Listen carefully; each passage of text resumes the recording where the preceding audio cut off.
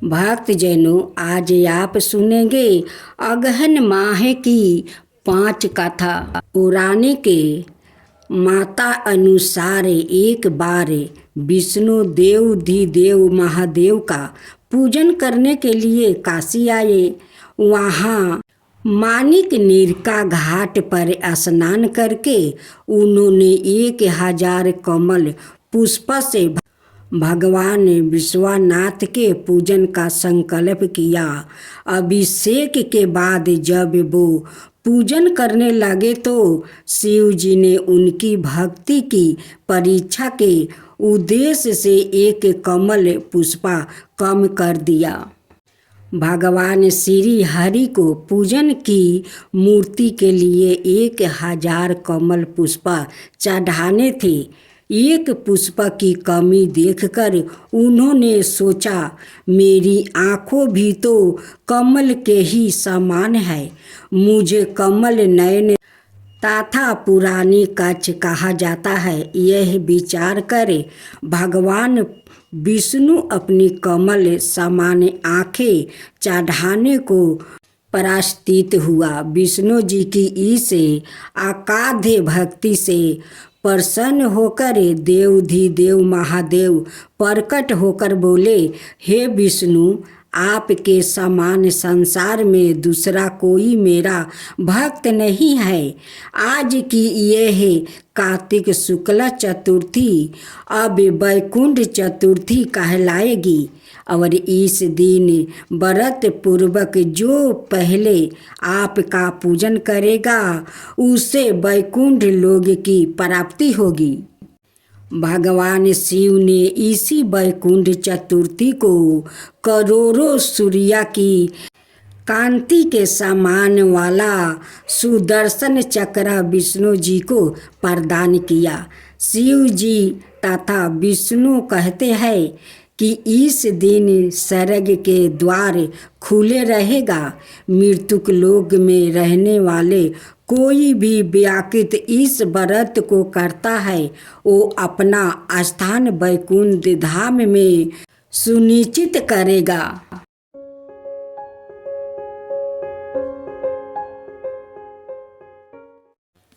तो भक्तजनों, बड़े बड़े लोग कहते आए हैं, भक्त के बस में है भगवान। यह बात बिल्कुल सच है। अगर हम दिल से उसको मानते हैं तो भगवान हमारे हमेशा साथ रहता है, हर काम में हमारा साथ बैठता है। आपने बहुत कहानी सुनी होगी जिसमें भगवान उनके साथ उनके हर काम में हाथ बटाते हैं। जैसे ब्रह्मानंद गुरु जब सिर पर गट्ठर लेकर आते हैं तो उनका गट्ठर अपने आप उनके सिर से ऊपर उठ कर आता था। उसी प्रकार कृष्णा भक्त जनाबाई जब घर का काम करती थी और काम करते समय भगवान के भजन करती थी, तो जब वो थक जाती थी तो उसका आधा काम खुद भगवान करते थे। इसी तरह नरसिंह भक्त की बेटी का भात भगवान खुद आकर भरते हैं। दोस्तों, भगवान तो हमेशा हमारे साथ है, बस वो तो हमारी श्रद्धा देखता है कि कितनी है। ऐसी ही घटना आज एक बुढ़िया की मैं आपको बताती हूँ। एक बुढ़िया गुरु गोरखनाथ के दर्शन करने आती है। जाते समय एक दुकानदार की दुकान से वो गुरु गोरखनाथ की मूर्ति चुरा लेती है। जब वो मूर्ति चुरा कर थोड़ी दूर चलती है तो उसकी आत्मा उसे कोसती है और वो आगे नहीं चल पाती है। वो वापस दुकानदार के पास जाती है और कहती है, बेटा, मुझे माफ़ कर दो, मैंने तेरी दुकान से ये मूर्ति चुरा ली थी, मुझे कोई भी साजा दो, पर मुझे माफ़ कर दो। दुकानदार कहता है, तुम मेरी माँ के समान हो, मैं तुम्हें क्या साजा दे सकता हूँ। साजा देने वाले तो गुरु महाराज है। जब तुम यह मूर्ति चुरा कर ले गई थी तो तुम्हारा बटवा यही रह गया था, जिसमें 2000 रुपये थे। उसकी कृपा हो तो कोई किसी का कुछ नहीं बिगाड़ सकता है। उसके बाद बुढ़िया माँ कहती है, मैं यह पैसा तुझसे नहीं लूँगी, यह पैसा तेरे है। मुझे आज मेरे गुरुजी मिल गया है। वो बहुत खुश होती है और घर चली जाती है। वो हर रोज खाना खाने से पहले गुरु गोरखनाथ को खाना खिलाती है, नहलाती है, कपड़े बदलती है, हर रोज ऐसे ही पूजा करती है। एक दिन वो बीमार हो जाती है और अपनी बहू को गुरु की सेवा करने को कहती है। उसके बाद उसकी बहू के हाथ में मूर्ति छूट जाती है तो बुढ़िया माँ रोने लगती है और जिद करने लगती है, डॉक्टर को बुला कर लेकर आओ, गुरु को चोट लग गई है। जब वो बहुत समझने के बाद भी नहीं मानती, उसका वहम खत्म करने के लिए उसका बेटा डॉक्टर को बुला कर लाता है। डॉक्टर आता है और जब वो उसका वहम मिटाने के लिए मशीन लगा कर देखता है तो मूर्ति का दिल धड़कने लगता है। डॉक्टर बहुत घबरा जाता है और बार बार मशीन लगा कर देखता है, तभी भी ऐसे ही धक धक की आवाज़ आती है। डॉक्टर बहुत घबरा जाता है और बुढ़िया माँ के चरणों में पड़ जाता है।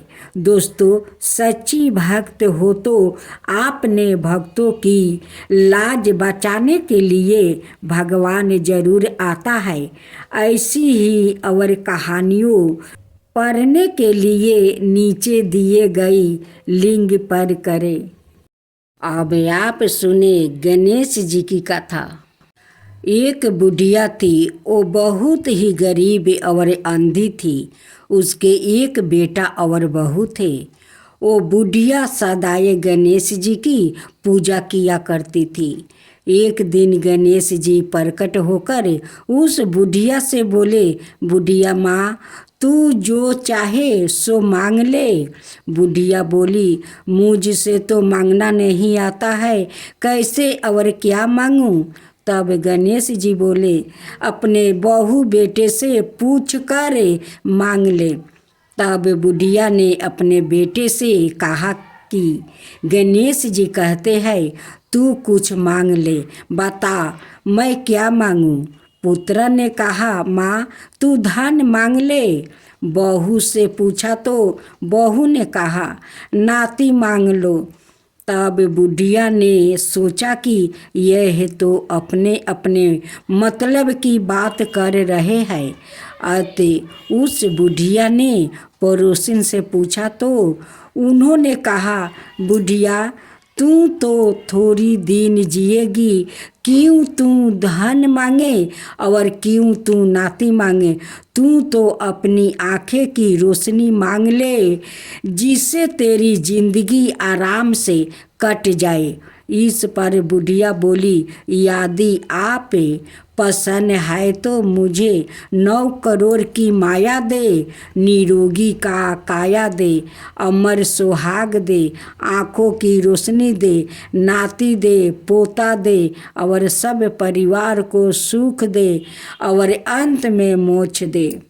यह सुनकर तब गणेश जी बोले, बुढ़िया माँ, तूने तो हमें ठगा लिया, फिर भी जो तूने मांगा है वचन के अनुसार सब तुझे मिलेगा। और यह कहकर गणेश जी अंतर्ध्यान हो गए। उधर बुढ़िया माँ ने जो कुछ मांगा वो सब कुछ मिल गया। हे गणेश जी महाराज, जैसे तुमने उस बुढ़िया माँ को सब कुछ दिया वैसा ही सबको देना। तो बोलो गणेश भगवान की जय, गणेश भगवान की जय। अब सुने हरिश्चंद्र राजा की कथा। सूर्या वंश में अनेक प्रतापी राजा हुआ है। महाराज हरिश्चंद्र भी इसी वंश के एक प्रतापी राजा थे। वो बड़े धर्मात्मा, गुणी और सत्यवादी थे। अपने वचन पर सदा हाड रहते थे। एक बार उनके सत्य की परीक्षा लेने के लिए इंद्र ने महर्षि विश्वामित्र को भेजा। महाराज हरिश्चंद्र ने महर्षि का बहुत सत्कार किया और हाथ जोड़कर पूछा, महर्षि आज्ञा दीजिए, क्या सेवा करूं? महर्षि विश्वामित्र बोले, राजन, हम तुम्हारा संपूर्ण राज्य चाहते हैं, बोलो क्या अच्छा है? महाराज हरिश्चंद्र सत्यवादी थे। बोले, महर्षि, जो आज्ञा, आज से यह राज्य आपका हो गया, सभी लिए यह कहकर महाराज हरिश्चंद्र ने अपना राज्य महर्षि को देने का वचन दिया। महर्षि विश्वामित्र बोले, राजन, जप तप दान बिना दक्षिणा के सफल नहीं होता है। तुमने मुझे अपना राज्य आपस दिया है परंतु दक्षिणा नहीं दिया है। दक्षिणा में 1000 सोने की मुद्राएं और दो। महाराज हरिश्चंद्र बोले, महर्षि, 1000 सोने की मुद्राएं इस समय मेरे पास नहीं है। मुझे कुछ दिन की छूट दीजिए, मैं आपकी सेवा में यह मुद्राएं और दे दूंगा। महर्षि विश्वामित्र बोले, अच्छा, मैं तुम्हें 1 महीने की छूट देता हूँ। इस बीच में तुम मुझे 1000 स्वर्ण मुद्राएं दे देना। महाराज हरिश्चंद्र महर्षि को वचन देकर महारानी शोभा और पुत्र रोहित को लेकर काशी चले आए। काशी में आकर उन्होंने महारानी शोभा का एक ब्राह्मण के हाथ बेच दिया। बालक रोहित बहुत छोटा था, अतः वो भी अपनी माँ के साथ ब्राह्मण के यहाँ रह गया। महाराज हरिश्चंद्र ने सवाए अपने को एक चंडाल के हाथों बेच दिया। इस प्रकार उन्होंने अपनी पत्नी और सवाए को बेचकर 1000 सोने की मुद्राएं इकट्ठा करके महर्षि विश्वामित्र को दक्षिणा में दिया। महारानी शोभा ब्राह्मण के घर में दासी का काम करने लगी। महाराज चंडाल के सेवक होकर शमशान घाट पर कर लेकर मुर्दे जलाने का काम करने लगा। एक दिन बालक रोहित पूजा के लिए फूल चुन रहा था कि उसे एक जहरीला सर्प ने काट लिया। रोहित मूर्छित होकर गिर पड़ा और कुछ क्षण बाद वो मर गया। महारानी बिल खाती हुई पुत्रा को सो लेकर शमशान में पहुंची। रात का समय था। उस घोर अंधकार में उन्हें धीरज देने वाला कोई नहीं था। वो पुत्रा को जलाने जा ही रही थी कि शमशान के रखवाले हरिचंद्र आ गया और शमशान का कर मांगने लगा। महारानी शोभा के पास कफन तक के लिए कपड़ा नहीं था, वो कर कहाँ से देती। रात की अंधकारी में महाराज हरिचंद्र पत्नी को ना पहचान सके, परंतु महारानी महाराज को पहचान गई। बोली, नाथ, ये है आपका बालक रोहित ही है, इसका कर मैं कहाँ से दूँ। रोहित का नाम सुनते ही महाराज सिहर उठे, किंतु वो अपने कर्तव्य पर अटल रहे। बोले, महारानी, मैं चंडाल का सेवक हूँ, मेरा धर्म चंडाल की आज्ञा मानना है। मैं बिना कर लिए कुमार को नहीं जलाने दे सकता हूँ। रानी फूट फूट कर रोने लगी। बोली, नाथ, मेरे पास यही एक वस्तु है जिसे मैं पहने हुए हूँ, आप इसी में से एक टुकड़ा ले लीजिए। ऐसा कहकर रानी वस्तु फाड़ने लगी। इतने में आकाश से फूलों की वर्षा होने लगी। भगवान धर्मराज और महर्षि विश्वामित्र तीनों वहाँ प्रकट हो गए। महर्षि ने कहा, राजन, आप धन है, आप सत्य के लिए धन है। राजकुमार रोहित मरा नहीं है, वो योग माया से मूर्छित हो गया है। विश्वामित्र ने मंत्र पढ़कर रोहित पर जल छिड़का। कुमार रोहित मूर्छित से जाग गया। महाराज हरिचंद्र ने भगवान की स्तुति की। महर्षि ने प्रसन्न होकर महाराज हरिचंद्र को अयोध्या का राज्य लौटा दिया। महाराज हरिचंद्र फिर अयोध्या का राज्य करने लगे। सत्य में बड़ा बल है, जो सत्य पर डटे रहते हैं वो सदा सुखी रहते हैं। अब आप सुने मोह का फल। उस समय की कथा है जब देवताओं और असुरों में युद्ध चल रहा था। असुरों बड़े बलवान थे, वो हर बार देवताओं को हरा देते थे। कई बार देवताओं ने कोशिश की, पर वो असुरों को नहीं हरा सके। अंत में सब देवता मिलकर अपने गुरु बृहस्पति देव के पास पहुँचे और बोले, गुरुदेव, हमने कई बार कोशिश की, पर सदा ही हम असुरों के द्वारा पराजित हुआ है।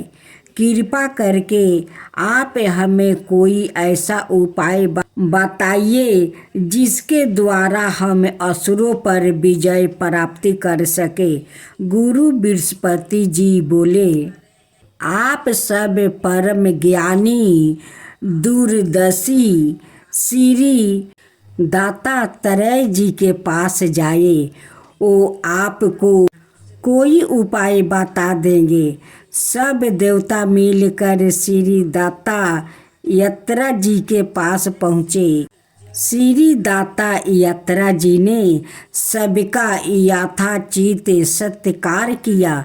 फिर देवताओं से आने का कारण पूछा। देवताओं ने अपनी सारी व्यथा उनसे कह दिया। देवताओं की बात सुनकर श्री दत्तात्रेय जी बोले, बार बार असफल होने पर भी आपको निराश नहीं होना चाहिए, प्रयत्न करते रहिए, सफलता अवश्य आपको मिलेगी। जाइए, एक बार फिर सब मिलकर उनसे युद्ध कीजिए। ऐसा कहकर वो चुप हो गया। श्री दत्तात्रेय जी आज्ञा पाकर देवताओं ने असुरों से फिर युद्ध छेड़ दिया। इस बार असुरों ने देवताओं पर इतना भीषण आक्रमण किया कि देवता उसे सहन ना कर सके। वो भागे खड़े हुए। असुरों ने उनका पीछा किया। भागते भागते देवतागण श्री दत्तात्रेय जी के आश्रम पहुँचे। श्री दत्तात्रेय जी लक्ष्मी जी के साथ प्रसन्न बैठे थे। देवतागण श्री दत्तात्रेय जी से कुछ कह भी ना पाए थे कि इतने में असुरों का दल आ पहुंचा। उन्होंने श्री दत्तात्रेय जी के साथ जब लक्ष्मी जी को देखा तब वो सब उन पर मोहित हो गया। श्री दत्तात्रेय जी उसी प्रकार मौन बैठे रहे, ना हिले ना डोले। असुरों ने अवसर पाते ही लक्ष्मी जी को डोली में बैठा लिया और उछलते कूदते वहाँ से चल गया। देवताओं से लड़ने का उन्हें ध्यान ही ना रहा। असुरों के चल जाने के बाद श्री दत्तात्रेय जी हंस कर कहा, अब आप लोग की विजय निश्चित है। लक्ष्मी जी के मोह में उनका संगठन शीतल हो जाएगा और उनकी बल बुद्धि दोनों नष्ट हो जाएगी। श्री दत्तात्रेय जी की बात ठीक निकली। असुरों लोग अपना अपना काम छोड़कर लक्ष्मी जी के मोह में फंस गया। प्रत्येक असुर यह चाहता था कि लक्ष्मी जी पर उसी का ही अधिकार रहे, इसलिए सब आपस में एक दूसरे से ईर्ष्या करके लड़ने लगे। उनका संगठन टूट गया, वो बलहीन हो गया। श्री दत्तात्रेय जी ने अवसर देखकर देवताओं से कहा, अब आप सब मिलकर असुरों पर आक्रमण करो, विजय अवश्य मिलेगी। देवताओं ने ऐसा ही किया। उन्होंने असुरों पर आक्रमण कर दिया। असुरों लक्ष्मी जी के मोह में फंसे हुए थे। उन्होंने देवताओं का मुकाबला ही नहीं किया। देवताओं की विजय हुई। लक्ष्मी जी फिर देवताओं के पास आ गई। श्री दत्तात्रेय जी ने समस्त देवताओं गणों से कहा, जो मनुष्य संसार के धन वैभव और भोग विलास में फंस जाता है, उसकी बुद्धि भ्रष्ट हो जाती है। जिसकी बुद्धि भ्रष्ट हो जाती है उसका पतन शीघ्र होता। इसलिए हे देवतागणों, आप मेरी इस बात को सदा याद रखो। देवताओं ने श्री दत्तात्रेय जी को प्रणाम किया और प्रसन्न होकर अपने अपने धाम चले गए।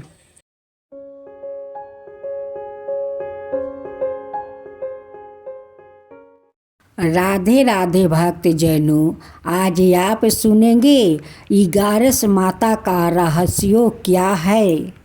आइए हम सब सुनते हैं। गांव खोर में 11 माता का मंदिर क्षेत्र के लोग में श्रद्धा का केंद्र बना हुआ है। 11 माता देश में 6 ही मंदिर है, जिनमें से खोर गांव एक है। मंदिर का निर्माण 2002 में हुआ था। कम समय में माता की कृपा से इस मंदिर ने भक्तों में विश्वास स्थान बना लिया है। मंदिर में हर माह की कृष्णा पक्ष शुक्ला पक्ष दोनों एकादशी के दिन रात्रि को भजन कीर्तन का कार्यक्रम होने के साथ हर माह के शुक्ला पक्ष में हवन भी होता है, जिसमें बड़ी संख्या में श्रद्धालुगण अपनी मनौती मांगते हैं। इसके अलावा देवठानी 11 माता के दिन वैभव मेले का आयोजन होता है, जिसमें आसपास के गांवों के अलावा दूर दराज के भक्त माँ का आशीर्वाद लेने यहाँ आते हैं। मंदिर के प्रबंधक वेद प्रकाश पटवारी ने बताया कि मंदिर खोर सागरपुर बेखायत मार्ग पर स्थित है। 1.5 एकड़ में फैला हुआ है, जिसमें 50 गुना है 40 मर्ग गज का जग भवन है, जहाँ हवन करके पर्यावरण को शुद्ध किया जाता है। भक्तगणों के लिए पार्क, विश्राम गृह सहित अनेक सुविधा है। मंदिर में बने पंडा कक्ष में एक साथ 2000 भक्त प्रसाद ग्रहण कर सकते हैं। मंदिर के पुजारी जयपाल ने बताया कि मंदिर में राहगीरों के लिए ठहरने की व्यवस्था का विशेष प्रबंध है। मंदिर में भक्तों के भोजन आदि की व्यवस्था हर समय होती है। देवठानी एकादशी मेले वाला दिन सुबह 5 बजे माता की भजन कीर्तन के साथ परिक्रमा की जाती है। गांव के पूर्व सरपंच सत्यपाल ने बताया कि इस मेलों में भक्तों की सुविधा के लिए पंचायत ग्रामीण अपनी तरफ से हर प्रकार का सहयोग करते हैं।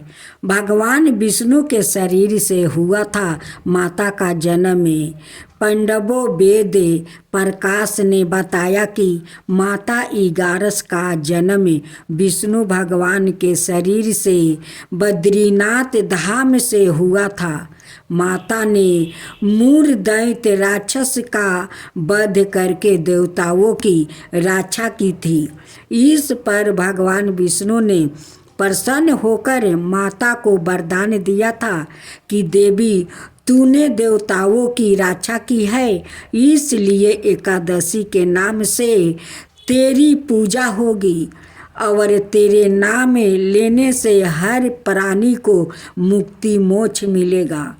गाता रहे कि भारतवर्ष में इस देवी के 5 मंदिर हैं, जिनमें नेमिसराय, पुष्कर, शुक्रताल, बद्रीनाथ और 5वां इस जिले के गांव खोर में है। दिन भर आता है चढ़ावा। मेला के दिन मंदिर में फलहार का भंडारे के साथ दूध, दही, हलवा, सेब, केला आदि का प्रसाद भक्तगणों बड़े चाव से लेते हैं। माता का भोग काचा नारियल होने के कारण श्रद्धालुगण प्रतिदिन मंदिर कच्चे नारियल मिश्री का प्रसाद चढ़ाकर अपनी मनोकामना के लिए माँ का अपनी अर्जी लगाते हैं।